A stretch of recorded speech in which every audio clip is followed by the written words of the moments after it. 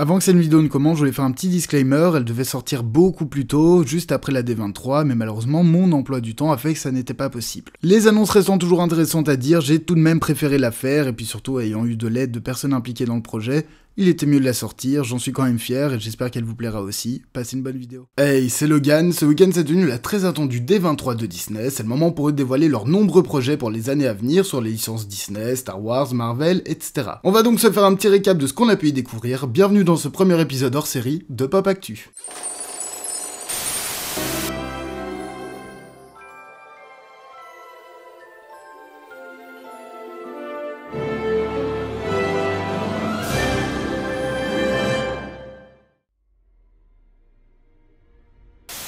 Commençons avec les annonces de films Disney, le studio n'a pas chômé et nous propose de nombreux nouveaux projets ainsi que de nombreuses suites, on va voir ça tout de suite.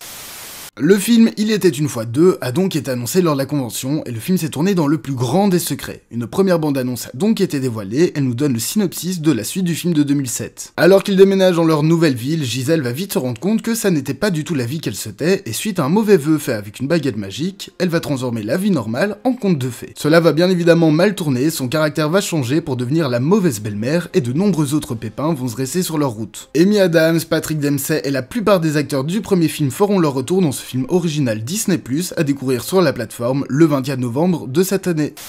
Autre film original Disney+ annoncé, celui-ci reste dans la lignée des remakes de classiques d'animation Disney. Le film ne prendra donc normalement pas d'autre ligne narrative que celle que nous connaissons déjà avec le film de 53. Il nous a donc déjà été révélé une première affiche, ainsi que le nom de Jude Law qui incarnera le Capitaine Crochet. Le film réalisé par David Lowery, qui avait déjà été aux commandes du remake de Peter et Elliot, sortira sur Disney+ l'année prochaine. Iwaru est une série d'animation 3D où nous y suivrons les aventures de deux petits Nigériens dans un monde futuristique mélangeant l'animation de Disney à la culture africaine et à la technologie. Une série qui sortira sur Disney+, encore l'année prochaine. Après déjà de nombreuses polémiques pour son choix de casting, nous avons pu découvrir la première bande-annonce du film La Petite Sirène. Réalisée par Rob Marshall et avec Hailey Bailey dans le rôle titre, une bande-annonce qui nous rappelle surtout le film d'origine, le remake sortira donc le 24 mai 2023, au cinéma cette fois-ci. Le studio aux grandes oreilles a aussi tenu à donner une date de sortie approximative pour leur film live-action de Blanche-Neige. Celui-ci aurait fini son tournage, quelques photos de Rachel Zegler en costume avaient d'ailleurs circulé, et ils ont simplement annoncé que le film sortirait en 2024, dévoilant le logo du film. Mufasa, le roi lion est un préquel au film fait en CGI qui était sorti en 2019. Nous y suivrons donc la montée de Mufasa en tant que roi de la savane avec de nombreux acteurs du casting vocal du film de 2019 qui reprennent leur rôle, à découvrir en 2024 au cinéma. Et c'est tout pour les annonces de Disney lors de la D23, malheureusement le studio a surtout dévoilé des remakes ou des suites, on en attend plus du reste des studios alors. Disney Pixar est également de retour avec peu d'annonces mais des projets tout de même intéressants. Prochain film des studios, Elemental nous raconte l'histoire d'une ville où tous les habitants sont faits d'un des 4 éléments. Nous y suivrons donc l'histoire d'Ember et Wade, deux personnages de feu et d'eau qui vont se découvrir des points communs sans pouvoir se toucher. Quelques concept art et une affiche ont été dévoilés, le film devrait sortir l'année prochaine. Vice Versa 2, suite du film de 2015, a été annoncé, aucune idée de date de sortie ou d'où en est la production, tout ce qu'on sait c'est que cela se passera quand Riley sera adolescente et que de nouvelles émotions verront le jour. C'est ensuite tenu un panel dédié aux plus célèbres des aventuriers, James Mangold et Harrison Ford en ont profité pour parler du prochain film et revenir sur la saga. Pas de bande-annonce ou d'image dessus pour le moment, cependant nous savons que Steven Spielberg et George Lucas sont tous les deux impliqués dans le projet, nous pourrons donc revoir Harrison Ford revêtir le costume une dernière fois, le 28 juin 2023. Suite du film de 88, Willow revient en une série de 8 épisodes. Ron Howard est de retour à la réalisation et Warwick Davis reprendra le rôle de Willow. La série sera à découvrir dès ce 30 novembre, sur Disney+, bien évidemment. De nombreuses bandes annonces ont également été dévoilées, il va de soi que je ne peux pas les montrer ici, je vous laisse donc les rechercher par vous-même, mais nous avons donc eu les bandes annonces de Santa Claus 6, mini-série qui prend suite aux 3 films sortis entre 94 et 2006 qui sortira le 16 novembre 2022, la nouvelle série Percy Jackson et les Olympiens, suite des séries de films sortis entre 2005 et 2009 qui sortira en 2024. La série National Treasure, le secret de Montezuma, l'héritage Benjamin Gates, série de films sortis entre 2004 et 2007, la série débutera sa diffusion le 14 décembre de cette année. Que des suites donc qui seront à découvrir sur Disney+. Cette D23 était aussi l'occasion pour Disney de dévoiler leurs nouveaux jeux vidéo ou attractions, quelques annonces ont donc été faites, on va voir ça. La bande-annonce d'un jeu développé par Skydance a été dévoilée. De ce que nous donnent les images, il devrait se passer en France, sous le régime d'Hydra durant la Seconde Guerre mondiale. Nous y retrouverons donc Captain America, Black Panther qui ne sera pas T'Challa mais son grand-père, et deux personnages dont nous ne sommes pas sûrs pour le moment. Dans le trailer, nous pouvons découvrir un mot pour chaque personnage. King pour Black Panther, Captain pour Captain America, Soldier pour un simple soldat, soit pour Bucky, et Spy avec visiblement l'apparence des Dora Milaje. Aucune date ou plateforme n'a été annoncée pour le moment, mais on peut très certainement s'attendre à une sortie sur console et PC.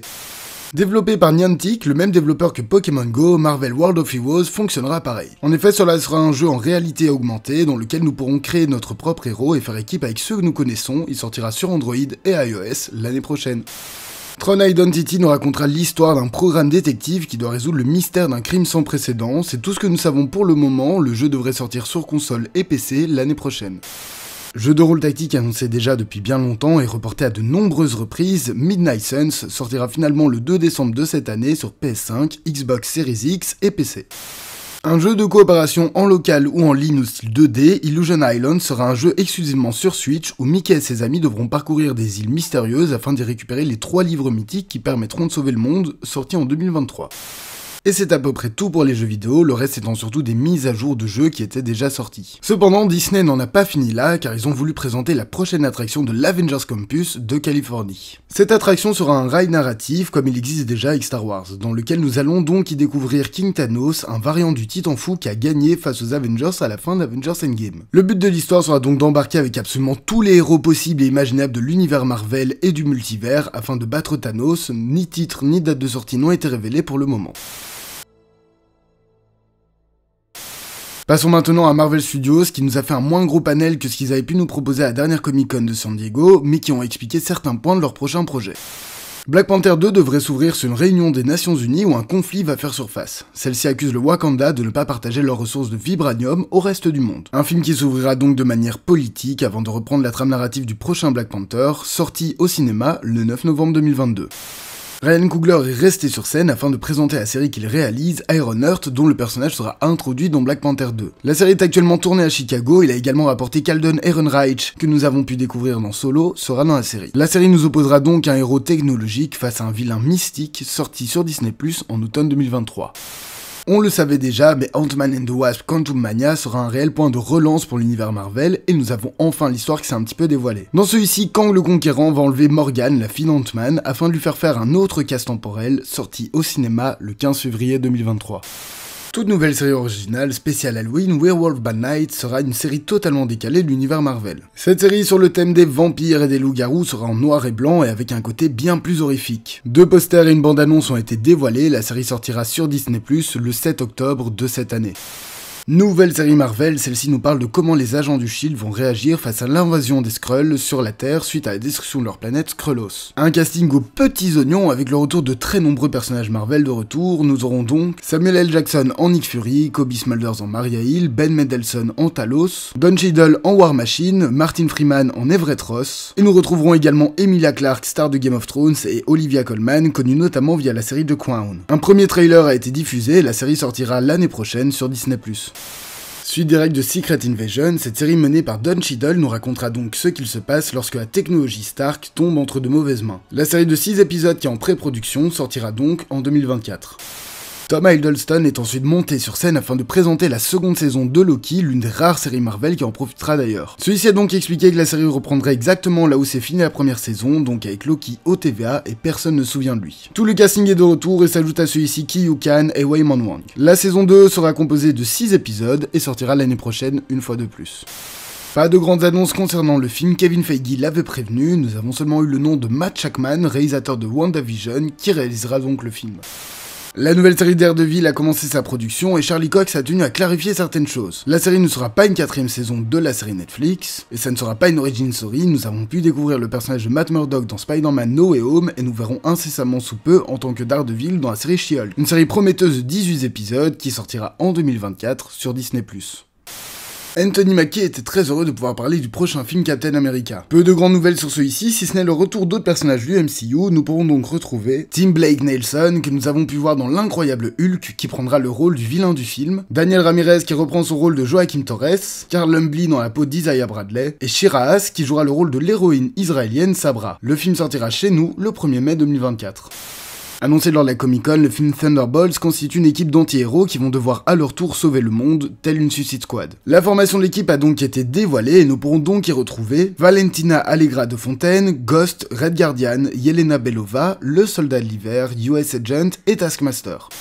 Dernière annonce de ce panel pour Marvel, de Marvel signera le retour de Captain America, Monica Rambeau, Miss Marvel et même Goose. Un premier teaser a été dévoilé au public, mais rien sur les réseaux pour le moment. Kevin Feige nous promet un film avec des femmes fortes et surtout un film fun, celui-ci sortira donc le 28 juillet 2023. Après n'avoir rien dévoilé lors de la dernière Comic-Con, le panel Star Wars à la D23 était très attendu et malgré le fait qu'il n'y ait pas eu de grandes annonces, on va quand même voir ce qui s'est dit. Prochaine série Star Wars qui sort ce mois-ci, Disney a teasé une dernière fois la série Andor qui parlera de Cassian Andor dans une mission d'espionnage dans les prémices de la résistance rebelle. Kathleen Kennedy et Diego Luna ont donc déclaré quelques petites choses sur la série. Tout d'abord, le personnage de Cassian Andor serait donc beaucoup plus impressionnant dans la série que dans Rogue One. On y découvrira un réel personnage voué à la résistance qui n'a pas froid aux yeux pour récupérer les informations dont il a besoin. Il a d'ailleurs été déclaré que nous aurons droit à 12 épisodes chaque saison pour un total donc de 24 épisodes. Les 3 premiers seront donc disponibles dès ce 21 septembre avant de continuer sa diffusion à raison d'un épisode par semaine. Pas de grandes annonces sur la seconde saison de The Bad Batch, Dave Filoni est surtout monté sur scène pour annoncer que la saison qui devait sortir ce mois d'octobre serait décalée et sortirait finalement le 4 janvier 2023 si tout va bien. Dave Filoni est donc resté sur scène afin de présenter leur prochaine série animée Tales of the Jedi. Celle-ci se concentrera surtout sur des origin stories afin notamment de voir l'apprentissage du comte Dooku avec Yoda ou celle d'Ahsoka avec Anakin. D'autres personnages ont également été confirmés comme Qui-Gon Jinn, Obi-Wan Kenobi, Anakin Skywalker, Mace Windu, Yaddle et un mystérieux utilisateur du côté obscur. La série de 6 épisodes commencera sa diffusion le 26 octobre de cette année. La série menée par Rosario Dawson, Ahsoka, est actuellement en tournage. Nous avons surtout eu de nombreuses infos dessus lors de la dernière Star Wars Celebration, l'équipe créative a donc pris la décision de ne pas trop en dévoiler. Cependant, nous savons que nous suivrons Ahsoka en tant que sentinelle, comme nous l'avons connu dans The Mandalorian ou The Book of Boba Fett, et que celle-ci reprendra également après la fin de Rebels. Nous avons également eu quelques photos de tournage de la série, ainsi que l'annonce qu'Eman Esfandi et que Natasha Liu Bordizzo interpréteront Ezra Bridger et Sabine Wren. La série sortira sur Disney+ l'année prochaine. La série Skeleton Crew, dont nous en savions très peu, s'est dévoilée. Dans celle-ci, nous suivrons donc un groupe d'enfants perdus dans la galaxie durant la Nouvelle République, c'est-à-dire entre les épisodes 6 et 7. Jude Law est au casting de la série, la production a d'ailleurs dévoilé une première photo, sur laquelle nous voyons l'acteur souriant face à des droïdes gardes que nous avons pu voir devant le palais de Jabba dans l'épisode 6. La série sortira également l'année prochaine. La plus grande série live-action de Star Wars est de retour pour une 3e saison, celle-ci reprenant là où c'est fini The Book of Boba Fett. Les acteurs sont montés sur scène pour parler de leur rapport à l'univers Star Wars. Nous avons également appris que Giancarlo Espinosa reprendra le rôle de Moff Gideon. La bande-annonce a ensuite été diffusée. Grogu et le Mandalorian reviendront donc sur nos écrans l'année prochaine. C'est donc tout pour le panel Star Wars, aucune annonce concernant les films, il faudra sûrement attendre la prochaine Star Wars Celebration qui se passera à Londres du 7 au 10 avril prochain. Et voilà, c'est la fin de ce récap de la D23, j'espère que ça vous aura plu, n'hésitez pas à me dire en commentaire ce que vous avez pensé de ces annonces, j'avoue que je suis un peu déçu, j'en attendais plus, surtout du côté Star Wars. Je tenais aussi à remercier Antoine qui m'aura fait une nouvelle garde-robe pour cet épisode un petit peu spécial, il est là depuis le début de la chaîne, c'est même lui qui l'a créé d'ailleurs, donc un grand merci à lui. Vous connaissez la chanson, n'hésitez pas à laisser un petit like, commentaire, etc. En tout cas, je vous donne rendez-vous dans quelques jours pour le prochain épisode de Pop Actu, passez une bonne soirée.